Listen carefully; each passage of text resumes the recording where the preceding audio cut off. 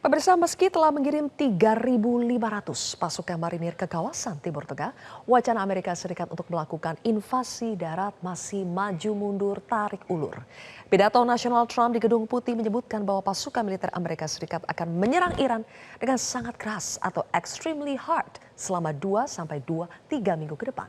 Untuk melancarkan invasi darat, Amerika Serikat tentunya akan mengerahkan kekuatannya di kawasan, di mana ada sejumlah pangkalan militer Amerika Serikat yang didirikan di wilayah Teluk Arab. Seperti di Irak yang menampung di sini, di Irak menampung pangkalan Victoria dan juga Al-Harir. Kemudian di Kuwait ada Camp Arif Jan sebagai pangkalan logistik utama Angkatan Darat Amerika Serikat. Lalu di Bahrain, di sini ada markas armada kelima Angkatan Laut Amerika Serikat yang sudah berkali-kali digempur Iran. Sementara itu di Qatar ada pangkalan udara Al Udeid yang merupakan instalasi terbesar Amerika Serikat di Timur Tengah dan menampung Komando Pusat Amerika Serikat yang dikenal dengan nama CENTCOM. Di Uni Emirat Arab terdapat pangkalan udara Al Dhafra yang menampung pesawat tempur dan juga drone pengintai Amerika Serikat. Ada juga pangkalan udara Muwafaq Al Salti di Yordania.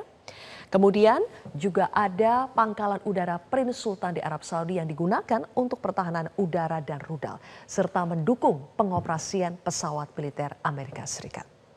Pemirsa, jika invasi darat adalah salah satu skenario untuk menyerang Iran dengan sangat keras seperti kata Trump, bagaimana cara pasukan militer Amerika Serikat untuk mencapai Iran?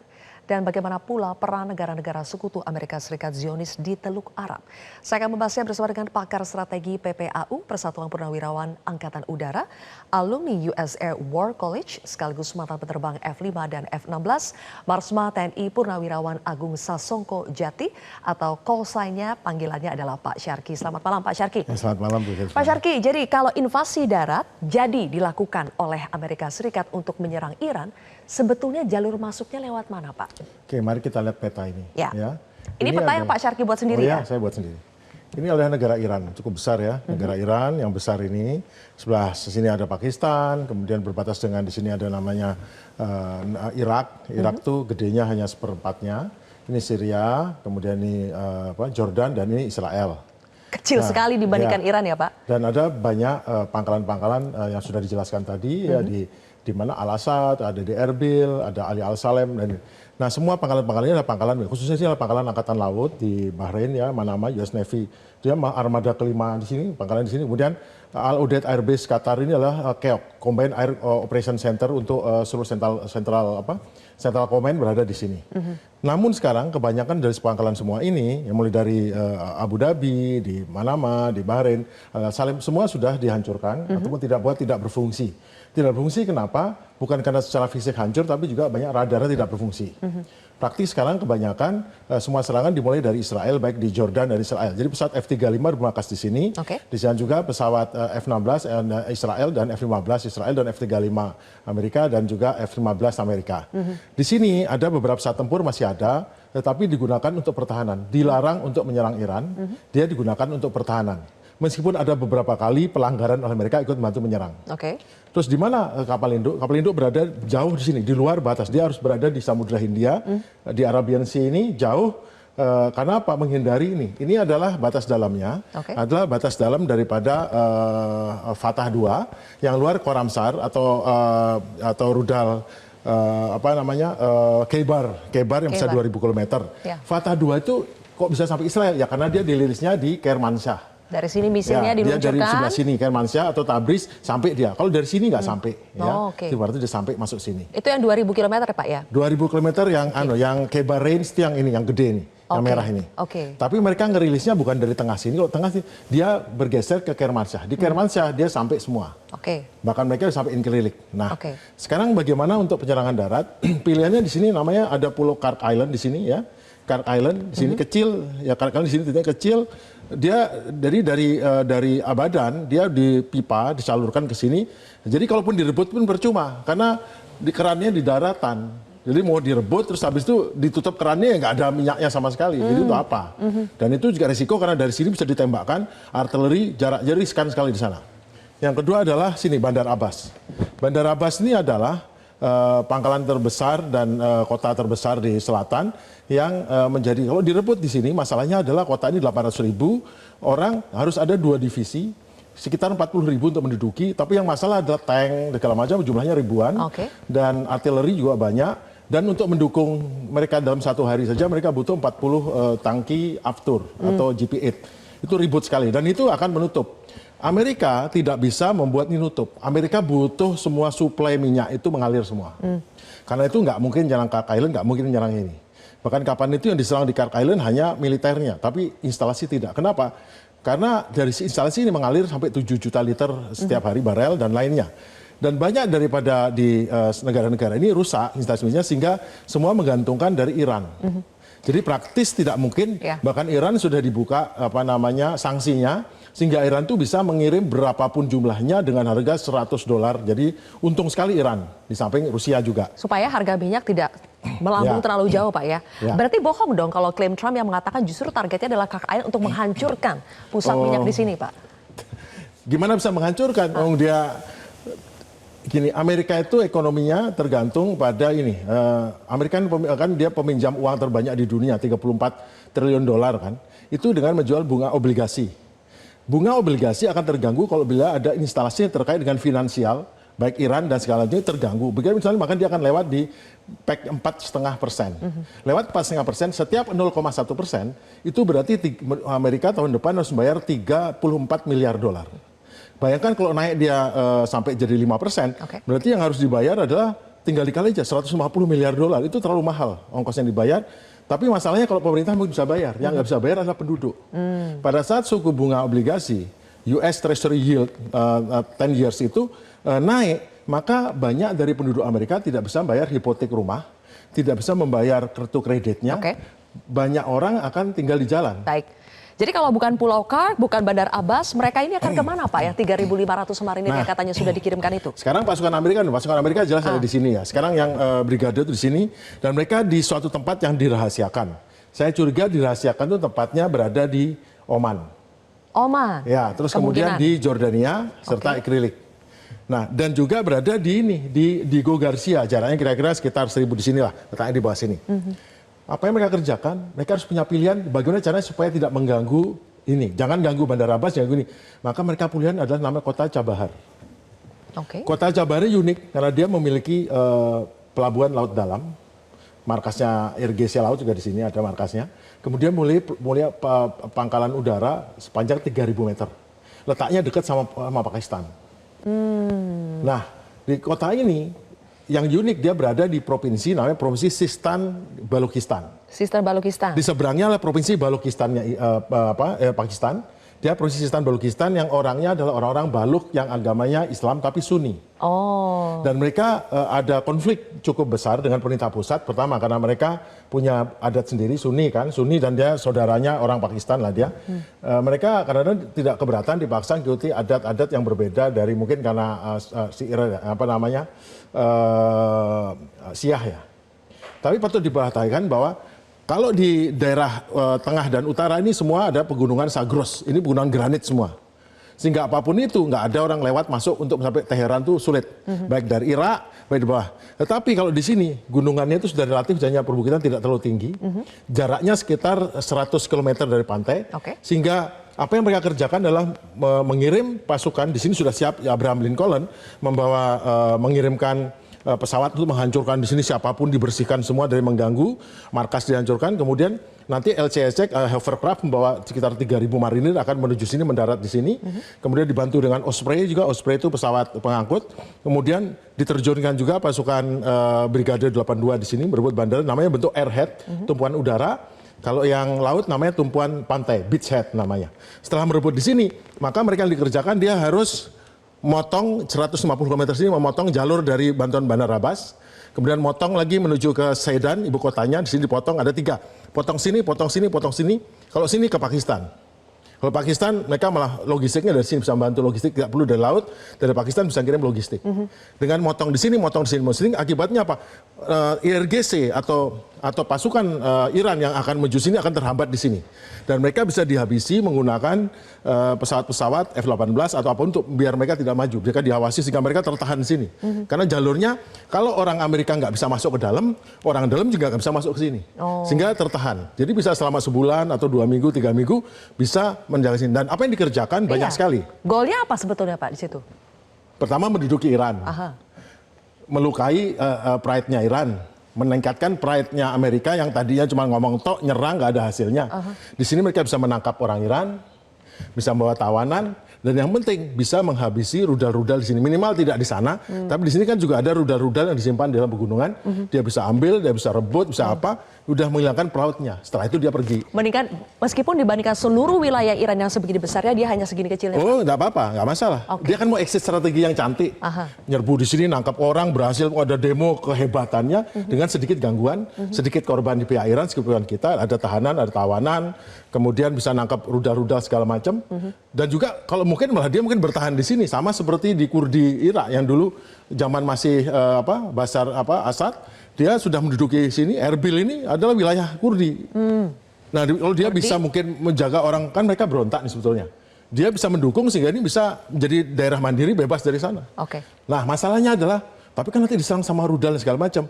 Itu adalah tantangannya. Jadi dia pasukannya jangan dijadikan tempat, di-disperse. Mencar gitu? Mencar, sehingga nggak terlalu, dan juga harus pasang Patriot dan segala macam. Tapi nggak masalah kan, cuma nih daripada sini dibiarkan nyerang sana, sekarang perhatiannya konsentrasi pindah ke sini. Berarti dari analisa Anda yang paling memungkinkan kalau pasukan US mau melakukan operasi darat terbatas berarti Pak ya? Karena kalau invasi darat itu... Karena Commander Intent, perintah dari Pak Presidennya yang Presiden mau adalah jangan sampai aliran minyak terganggu sehingga menaikkan US Treasury yield-nya sehingga mengganggu ekonomi Amerika. Tapi kalau di sini nggak akan ganggu. Ini cukup mengirimkan pesan apa ya untuk Iran ya? Kalau cukup pesan ke dunia. Ganggu di sini Iran dan dunia. Dunia Amerika, karena perang itu kan kalau pergi gitu aja kayak loser banget gini. Tapi dengan di sini dia bisa langsung kan, di sini bisa ini dia tinggal buat pengamanan di sini. Dan dia bisa konsentrasi, jadi yang lain udah nggak usah dijagain di sini aja. Pak, untuk bisa masuk ke Chabahar ini, apakah pasukan US itu butuh bantuan dari negara di kawasan? Nggak perlu. Nggak perlu sama sekali? Dia cuma minta bantuan lewat aja. Bantuan lewat? Lewat boleh diizinkan motong di Saudi biar nggak terlalu jauh gitu. Dari sini motong di sini terbang rendah ya, biar nggak ketahuan sama Iran, kan udah di luar radar Iran jadi gini. Ya mungkin juga mata-mata Iran ada, tapi kan ini banyak gurun tuh Saudi. Dan kalau di sini Pak, apakah sebetulnya tidak ada tentara Iran di sini? Oh, banyak tentara Iran, tetapi kan konsentrasi tentara Iran di sini semua. Konsentrasinya lebih di sini. Jadi di sini tentara Iran adalah tentara yang tugasnya menjaga keamanan di sini dari pemberontakan. Dan orang nggak pernah berpikir sini akan diserbu, karena apa? Karena target strategisnya kan di sini semua. Kalau begitu Pak, sebetulnya apa sih yang ditunggu Amerika Serikat? Kenapa sudah beberapa hari mereka mengirimkan pasukan marinir? Sekarang lagi dipecatin itu para panglima tingginya, karena Trump bilang, saya pengen jenderal yang kayak jenderalnya Hitler. Terus si Hegseth penjahat perang tuh, menteri perangnya sana yang jelas penjahat perang karena mengucapkan kalimat-kalimat bahwa orang nggak bisa ditinggalkan hidup. Kemudian menyerbu tanpa... Pokoknya melanggar lah, semua yang dia katakan tuh jelas ada kalimat-kalimat yang nggak pantas dilakukan seorang menteri perang atau menteri pertahanan, dan itu bisa kategorinya udah penjahat karena dia mengirimkan dengan alasan bohong ya segala macam itu. Nah, tapi lepas daripada itu, Amerika butuh ini untuk apa? Untuk jaga namanya. Untuk jaga namanya. Kalau ada apa-apa, dia tinggal nyebrang ke Pakistan. Jadi kabur darat bisa. Kan ini cuma perbatasan dekat sekali, ini kira sekitar 70 km dari Pakistan. Dan secara kontur geografis memang di wilayah ini ini bukitnya tidak sekali ini. Nah, nanti di sini kan nanti ada jalan ke arah sini, ke arah Sahedan ya ibu kotanya, ke arah Bandar Abbas, sama ke sini ada 3 jalan. Ke sini nanti tinggal dia potong sini, dari sini dia tinggal ngawasin ke bawah. Sehingga mau pergerakan dari manapun menuju sana semua terhenti. Dan bukan hanya dijaga oleh manusia, tapi dari udara bisa menghantam ini sehingga mereka nggak bisa maju. Jadi tidak murni hanya invasi darat, tapi pasti serangan-serangan udara. Mereka tidak niatnya invasi sana tidak. Tapi membuat namanya beachhead dan airhead untuk macam-macam. Mungkin mereka berlanjut dengan menduduki daerah sini. Karena apa? Karena dia disandera oleh Iran, dia nggak bisa apa-apa, Iran menyandera ekonominya. Tetapi Amerika juga membiarkan Iran mendapatkan uang dari sini. Iran juga nggak mau kehilangan uangnya, tapi di sisi lain, nah ini kan jadi ada alat tawar, bargaining. Ya, emang dunia seperti itu, namanya coercive diplomasi itu gitu. Diplomasi dengan kekerasan itu seperti itu. Tapi menurut Anda Pak, apakah invasi darat terbatas ini kemungkinan besarnya itu berapa persen akan dilakukan oleh Amerika Serikat? Sekarang kan masih wait and see nih. Berapa persen sebetulnya? Kalau saya jadi Jenderal Amerika ya, saya nggak tahu, tergantung data intelijen saya. Kalau data intelijen saya cukup memadai dan saya sudah berhasil pengaruhi penduduk, saya bisa minta bantuan dari para tentara Afghanistan yang dulu saya sewa dan mereka juga punya bahasa yang sama. Dengan tentara di Pakistan juga saya punya mercenary, itu saya akan minta bantuan mereka untuk membantu menjaga sini, untuk jadi mata-mata di sini. Saya akan laksanakan. Tapi kalau untuk Lepas dari saya simpati sama Iran tuh, ini kan hanya memberi alternatif. Jadi saya seperti memberitahu Iran, kamu mungkin diserang di sini loh. Jadi bukan memberitahu Amerika, sekarang ini mereka kalau pengen nyerang pasti di sini. apakah ini sebetulnya adalah satu-satunya opsi terakhir yang dimiliki Trump, Pak, untuk bisa Bisa exit juga dia dengan di menjaga sini. mukanya? Bisa di sini, tapi untuk apa kan nggak ada suatu yang ini. Di sini lebih seksi nih. Di sini bisa mendaratkan pesawat, bisa mendaratkan apa. Jadi ada, dan juga mungkin dia bisa koordinasi dengan orang Iran juga. Biarkan kami pergi dengan strategi sehingga ada perangnya, bukan pergi dengan nggak ada muka. Ya oke, silakan di sana, mungkin tinggal diatur saja kan. Tapi Pak, kalau misalnya nih ada pasukan, mereka datangnya terjun payung gitu ya, ditembakin dulu sebelum mereka sampai? Lo kan dihabisi dulu semua sini, semuanya dinetralisir dulu. Jadi Pertama harus Pak, kelompok-sekelompok dulu yang kan mendarat sudah duluan. diawasi selama berhari-hari di gerakan, habis begitu saatnya tiba, langsung kita kirimkan Tomahawk menghancurkan titik-titik itu, memastikan terputus semua komunikasinya, kemudian titik-titik pertahanan kita hancurkan, kemudian kita kasih tembakan-tembakan, habis itu pada saat maju dilindungi dari udara. Nggak ada masalah dengan itu memang mereka jagonya itu seperti itu. Cuman mereka kan idenya tuh di tempat ini yang nggak mungkin untung, di sini nggak mungkin untung, di sini ada kemungkinan tidak terlalu rugi. Artinya pasti ada korban, tapi bisa minimalisir. Dan ini diplomasi kan jalan terus. Ya udah kalau gitu kamu tangkap sana, ya udah ini berhenti, oke, tahan di situ ya gini. Yang penting jaga muka. Sebetulnya dari apa yang ada berita di balik layar itu banyak blackmail Iran ke Amerika yang nggak tampil di publik. Contohnya gimana Pak? Pesawat F-35 jatuh kan nggak ada beritanya. Dan Iran juga nggak mau mempermalukan mereka dengan menunjukkan siapa yang jatuh, mati nggak mau juga. Sama juga bahwa di Qatar, mana Qatar? Ini Qatar ya. Qatar. Di Qatar ini, itu ada bisnisnya Trump berupa real estate sama lapangan golf mewah, 5 miliar dolar antara anaknya dengan situ. Itu nggak diserang sama Iran. Artinya apa tuh Pak? Ya mereka di belakang layar tolong lindungi. Makanya pernyataannya pada saat menyerbu ada pangkalan di sini, ada oil terminal, ada terminal minyak di LNG di sini diganggu oleh apa? Diganggu oleh Israel dan Iran balas menyerang punyanya Qatar. Kemudian makanya si Donald Trump begging, tapi di balik begging itu berlebihan. Kenapa? Ya karena ancamannya itu selain saya mau nyerang menghancurkan punya Qatar, kamu nanti yield Amerika naik, saya hancurkan juga ini real estate-mu. Oke, satu terakhir nih Pak Syarki. Tadi mumpung Anda sudah menyinggung soal F-35 ya, kami juga memberitakan bahwa satu pesawat tempur F-35 Amerika Serikat itu ditembak jatuh oleh Iran, hancur berkeping-keping. F-35 itu jatuhnya udah seminggu yang lalu. Aha. Ceritanya gini. Jadi F-35 pertama itu adalah saat menyerang di sini Bandar Abbas. Bukan, dia F-35, di sini, semua F-35 di sini. Di sini, di bagian sini itu pertahanan udaranya tetap utuh. Apalagi di sini, yaitu tapi dia mobile sehingga dia menggunakan S-400 dari Rusia. Dia sebar ke sini sehingga pesawat yang take off dari sini terbang ke sini itu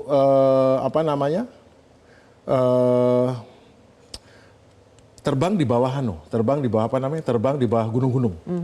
Namun pada saat di bawah gunung-gunung dia disanggung sama rudal bersifat drone namanya rudal 258 dan terkena akhirnya dia mendarat darurat. Itu yang pertama, tapi nggak hancur mendarat darurat. Iya, itu yang tanggal 19 Maret Pak ya? Yang kedua, ya tanggal 19. Aha. Yang kedua itu tanggal 20 sebetulnya. Jadi yang ada lagi tanggal 20 ya ini yang saya ceritakan. Aha. Dia terbang di sini karena di sini ada pesawat lain yang jatuh, ya pesawat buat punyanya siapa ya Amerika tapi jatuh lain F-15 kayaknya, tapi kan nggak ada beritanya kan. Terus ada orang-orang SAR di sini rescue.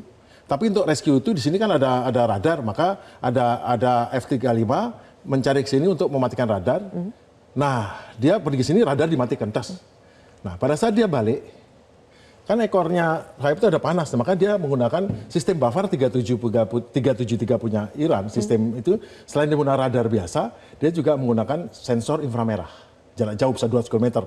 Makanya kelihatan di film itu kan pesawat ada ininya. Kenapa? Dia pesawatnya ngarah ke sana. Pantatnya kan mengeluarkan panas. Nah itu tertangkap. Nah kemudian misalnya diluncurkan dari tempatnya lain diarahkan secara manual menuju dia jatuh. Jadi sama sekali dia tidak tahu sudah didetek. Kenapa? Karena menggunakan sensor inframerah. Sensor inframerah artinya apa? Kalau ini pesawat terbang, inframerah, dia memancarkan sini, saya yang nangkap. Saya tidak perlu memancarkan sinyal radar yang dia tahu saya lihat. Jadi saya nangkap dia, habis itu dari sini rudalnya diarahkan menuju sini. Jadi sebetulnya total yang jatuh atau hancur itu sudah lebih banyak daripada yang diberitakan, Pak? Iya, lebih banyak. Tapi Iran juga menjaga marwah Amerika dengan tidak ngomong, ya mungkin cuma dibilangin yang kemarin nih sekali. Tapi lebih dari itu, selain itu dia nggak ngomong. Tapi makanya mereka saling blackmail, saling menjaga, saling ini. Kamu tak sampaikan, oh iya, ini ada konsensus. Mereka korsif diplomasi itu begitu, ada yang di bawah tangan, ada yang di atas tangan. Gitu. Tapi kalau Iran sampai mampu, Pak, menembak, itu kan pesawat jet tempur yang sangat diagung-agungkan di Amerika, Pak. F-35 dan sebagainya itu. Kalau itu artinya bisa ditembak jatuh oleh Iran, artinya kita bisa berasumsikah kekuatan militer Iran atau persenjataan Iran itu sudah jauh? Jadi sebagian daripada, jadi mereka di sini punya radar-radar lama dihancurkan semua. Tapi radar-radar baru dia, yaitu radar S-400 itu mobile itu ditaruh di daerah yang terlalu jauh untuk dicapai. Dan tidak ada untungnya, karena tidak ada, jadi terlalu jauh dan juga, dan sekarang praktis di atas Iran ini, air superiority-nya Amerika itu di atas 15.000 kaki, di bawah 15.000 kaki dipegang sama orang Iran. Karena mereka memiliki sensor inframerah dan sensor VCHF namanya, yang bisa melihat gelombang area udara di belakang, bukan melihat mengirim sinyal elektronik. Jadi kalau turun di bawah 15.000 kaki itu akan mudah terdeteksi. Oke, baik kalau gitu. Pak Syarki, terima kasih banyak. Terima kasih, sama-sama. Luar biasa ya. Ini petanya, analisanya. Terima kasih karena sudah berbagi pengetahuan dan pandangannya. Pak Syarki, kita nantikan bagaimana perkembangan kelanjutan dari agresi Amerika Serikat. Jelajahi cara baru mendapatkan informasi. Download Metro TV Extend sekarang.